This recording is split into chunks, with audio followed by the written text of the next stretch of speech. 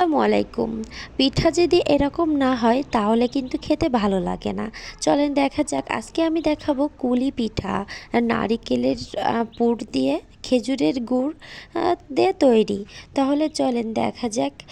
আমি এখানে নারিকেল নিয়েছি, নারিকেল, গুড়, লবণ এগুলো দিয়ে একটা পুর তৈরি করে নিয়েছি। আপনারা চাইলে এটা চিনি দিয়েও তৈরি করতে পারেন, আর খেজুরের গুড় দিলে অন্যরকম স্বাদ, আর চিনি দিয়ে বানালে অন্যরকম স্বাদ। আমি এখানে চালের গুঁড়া দিয়ে একটি খামি তৈরি করে নিয়েছি।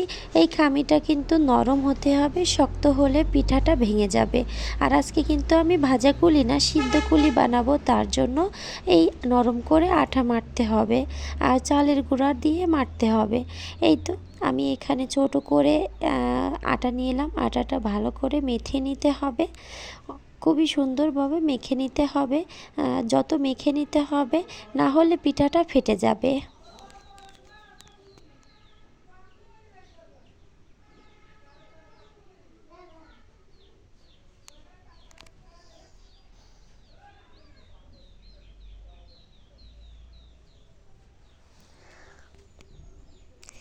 এই যে এভাবে করে দুই হাতের সাহায্যে আমি এইভাবে একটা বাটি তৈরি করে নেব।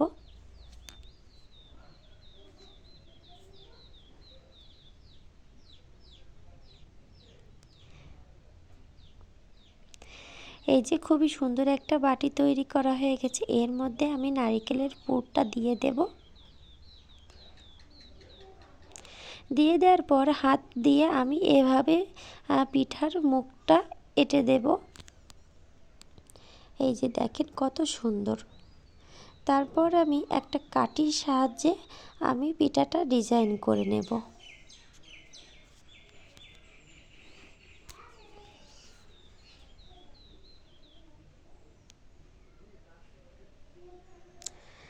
একটা কাঠি দিয়ে আমি পিঠার ডিজাইন করে নিচ্ছি। দেখেন কত সুন্দর, আর এত সহজভাবে আমি তৈরি করে নেব এই পিঠাগুলো। দেখতেও কিন্তু অনেক সুন্দর হয়েছে।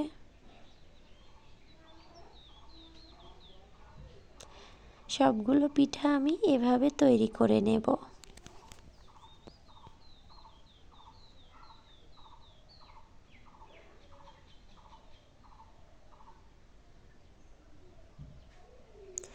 এদিকে কিন্তু হাত দিয়েও অনেক সুন্দর করে ডিজাইন করা যায় হাতের সাহায্যে।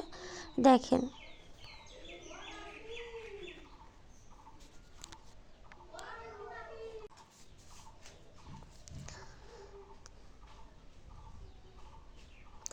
গ্রামে কিন্তু এভাবে করে হাতের সাহায্যে কুলি পিঠে বানানো হয়। দেখেন খুবই সহজ, আর অনেকজন মিলে একসাথে পিঠা বানানো হয়।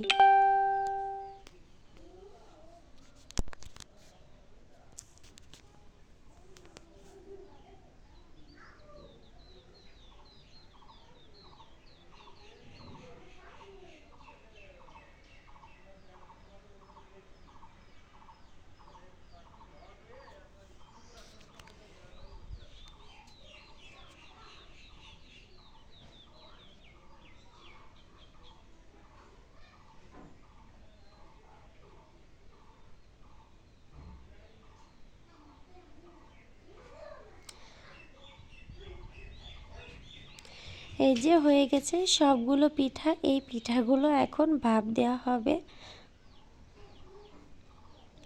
এই যে অনেকগুলো পিঠা হয়ে গেছে, আর এখানে কিন্তু 2-3 জন মিলে একসাথে পিঠা বানাচ্ছে। ভাপ দেওয়ার পর পিঠা কেমন হয়েছে দেখাবো। এই যে ভাপ কিন্তু দেওয়া হয়ে গেছে। এখন আমার পিঠাটার ফাইনাল লুক দেখেন কত সুন্দর হয়েছে। এটা কিন্তু খেতে দারুণ লাগে। আর এই যে খেজুরের গুড়ের একটা সেন্ট বেরোয়, এটা মুখে নেওয়ার সাথে সাথে যে এত এক মজা, যারা খাননি এভাবে করে বানিয়ে খেতে পারেন। ভিডিওটি ভালো লাগলে লাইক, কমেন্ট, শেয়ার।